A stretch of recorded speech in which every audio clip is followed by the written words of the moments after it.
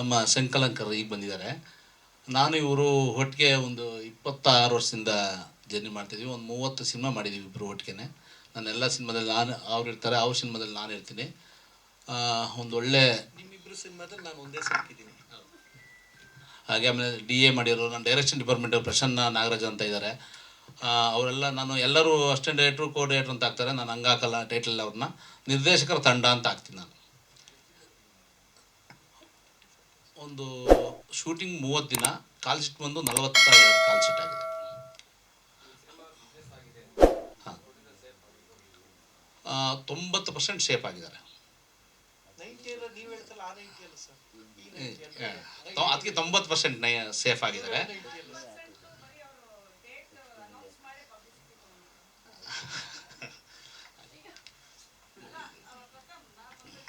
Yes madam.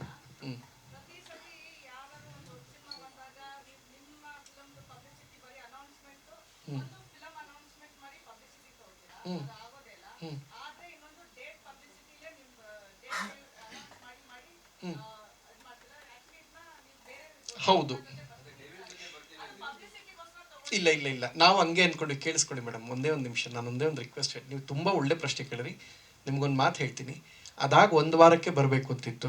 45 cinema ಆಗಷ್ಟೇ ನಾನು DKD ಮುಗಿಸಿದೆ. ಅಲ್ಲೇ ಅರ್ಜುನ್ ಜನ್ಯ ಸರ್ದು, ಶಿವಣ್ಣ ಇದ್ರು, ಸುದೀಪ್ ಸರ್ದು ಮಾರ್ಕ್ ಇತ್ತು. ಒಂದೇ ವಾರದಲ್ಲಿ ಮೂರು ವಾರಗಳಲ್ಲಿ 3 ದೊಡ್ಡ ಸಿನಿಮಾ ಬಂದಾಗ ಅವೆರಡು ಬರುತ್ತೆ ಅಂತ ಯಾವುದೇ ಪ್ಲ್ಯಾನ್ ಇರಲಿಲ್ಲ ಮೇಡಮ್. ನಾವು ಅಂದ್ಕೊಂಡಿದ್ದು ಪ್ಲ್ಯಾನ್ ಮಾಡಿದಾಗ ಒಂದ್ರ ಜೊತೆ ಆರಾಮಾಗಿ ಬರ್ಬೋದು ಅಂತ. ಸೊ ಇಲ್ಲಿ ಏನಾಗುತ್ತೆ ಅಂದರೆ, ಇಲ್ಲಿ ಬೇರೆ ದೊಡ್ಡ ದೊಡ್ಡ ಸಿನಿಮಾಗಳು ಬರ್ತಾ ಇದೆ ಅಂದಾಗ ನಿರ್ಮಾಪಕರಾಗಿ ಜೊತೆಗೆ ಒಬ್ಬ ಇವ್ರನ್ನ ಕೇಳಬೇಕಾಗುತ್ತೆ, ಡಿಸ್ಟ್ರಿಬ್ಯೂಟ್ರ್. ನನ್ನ ಆ್ಯಂಗಲ್ಲಿ 12ನೇ ತಾರೀಕೆ ಬಂದ್ಬಿಡೋಣ ಅಂತ ರೆಡಿ ಆಯಿತು. ಸೆನ್ಸಾರಿಂದ ಇರೋದು ಎಲ್ಲ ಕೆಲಸಗಳಾಯಿತು. ಪ್ರತಿ ಹಂತದಲ್ಲಿ ನಾನು ಆರ್ಟಿಸ್ಟ್ ಸಪೋರ್ಟ್ ಮಾಡಿದ್ದಾರೆ. ಯಾವಾಗ ಹೇಳ್ತೀರಾ ಹೇಳಿ, ನಂಗೆ ರಿಲೀಸ್ ಡೇಟ್ 1 ವಾರದ ಮುಂಚೆ ಹೇಳಿ ನಿಂತ್ಕೊಳ್ತೀನಿ ಅಂತ ಹೇಳಿದ್ದಾರೆ. ಇವ್ರದ್ದು ಯಾರ್ದು ಇದಿಲ್ಲ. ಬಟ್ ಅದೇ ಸಮಯಕ್ಕೆ 2 ಅನೌನ್ಸ್ ಆಯಿತು. ಜೊತೆಗೆ ಹಿಂದಿಲಿ ಒಂದು ಸಿನಿಮಾ ಕೂಡ ದೊಡ್ಡದು. ಸೊ ಹಂಗಿದ್ದಾಗ ಡಿಸ್ಟ್ರಿಬ್ಯೂಟ್ರ್ ಹೇಳ್ತಾರೆ, ಸರ್ ಅಲ್ಲ ಇದು ಗೊತ್ತಾಗಿತ್ತು. ಇಲ್ಲ ಮೇಡಮ್, ಒಂದು ನಿಮಿಷ, ನಾನು ಡೇಟ್ ಅನೌನ್ಸ್ ಮಾಡಲ್ಲ, ಆ ಸಮಯದಲ್ಲಿ ಬರ್ತೀವಿ ಅಂತ. ಮೇಡಮ್ ಹೌದು ಮೇಡಮ್ ಅದನ್ನೇ ನಿಮ್ಗೆ ಒಂಚೂರು ಕ್ಲಾರಿಟಿ ಕೊಡ್ತೀನಿ. ನಿಮ್ಮ ಮಾತು ಖಂಡಿತ ಕರೆಕ್ಟ್ ಆಗಿದೆ.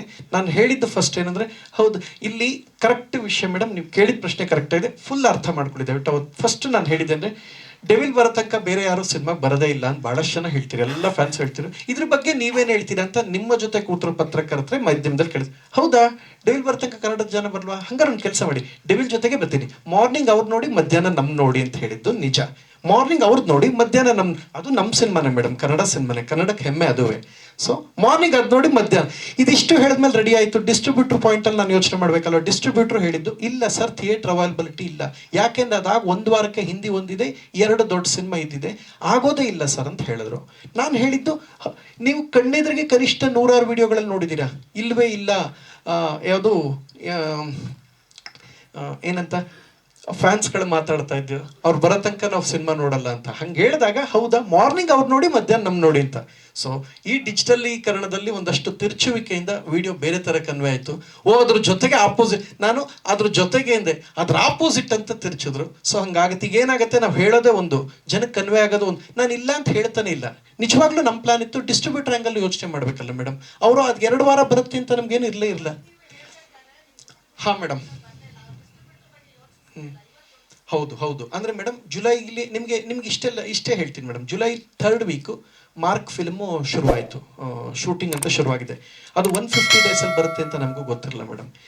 ಕನ್ನಡದಲ್ಲಿ 119 ದಿನಗಳ ಕಾಲ ಶೂಟ್ ಮಾಡಿ, ಒಂದಿನ ಬ್ರೇಕ್ ತೊಗೊಳ್ಳೋದು. ಸ್ಯಾಟರ್ಡೆ ಸುದೀಪ್ ಅವ್ರು ಬಿಗ್ ಬಾಸ್ಗೆ ಹೋಗ್ಬೇಕಾರೆ ಅದೇ ವಿಷಯಕ್ಕೆ ಹೋಗ್ತಾರೆ, ಪೋಸ್ಟ್ಪೋನ್ ಆಯಿತು ಮೇಡಮ್. ಅಲ್ಲ ಮೇಡಮ್, ಅದು ಪೋಸ್ಟ್ಪೋನ್ ಆಯಿತು ಮೇಡಮ್. ಒಂದು ಡಿಸ್ಟ್ರಿಬ್ಯೂಟ್ರ್ ನೋ ಪಬ್ಲಿಸಿಟಿಗಲ್ಲ ಮೇಡಮ್. ಡಿಸ್ಟ್ರಿಬ್ಯೂಟ್ರು ಆಗ ಹೇಳಿದ್ದೇನೆಂದರೆ, ಇನ್ನೂ 2 ದೊಡ್ಡ ಸಿನಿಮಾ ಬರ್ತಾ ಇದೆ, ಥಿಯೇಟರ್ಸ್ ಇಲ್ಲ. ಇದಿಷ್ಟೇ, ನಂಗೆ ಗೊತ್ತಿರಲ್ಲ, ಬರಲ್ಲ ಅಂತ ಬಂದ್ಬಿಡ್ತು. ಅಲ್ಲ, ಡಿಸ್ಟ್ರಿಬ್ಯೂಟರ್ ಅವೆರಡು ಬರುತ್ತೆ ಅಂತ ಇರ್ಲಿಲ್ವಲ್ಲ ಮೇಡಮ್. ಸರಿ ಮೇಡಮ್, ಈಗ ಒಂದೇ ಒಂದು ವಿಚಾರ.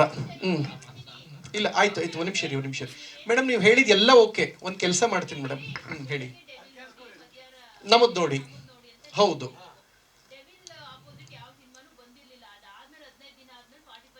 ಇಲ್ಲ, 19th ಇನ್ನೊಂದು ದೊಡ್ಡ ಸಿನಿಮಾ ಬಂತು. ಹಿಂದಿ.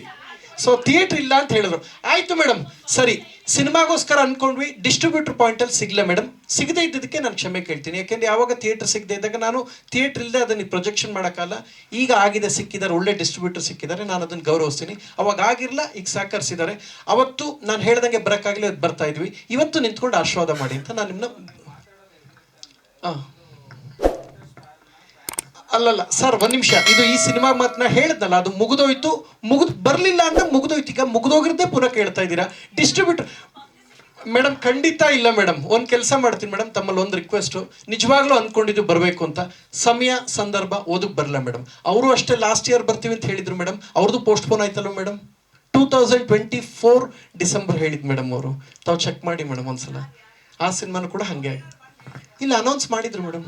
ಹೌದು ಮೇಡಮ್, ಅನೌನ್ಸ್ ಮಾಡಿದ್ರು ಮೇಡಮ್. ಎಲ್ಲ ಕಡೆ ಪೋಸ್ಟ್ ಹಾಕಿ ಮೇಡಮ್. ಅಲ್ಲ ಮೇಡಮ್, ಆಖರಿದೀಗ ಇದು ಟಾಕ್ಸಿಕ್ ಪೋಸ್ಟ್ಪೋನ್ ಆಯ್ತಲ್ಲ ಮೇಡಮ್.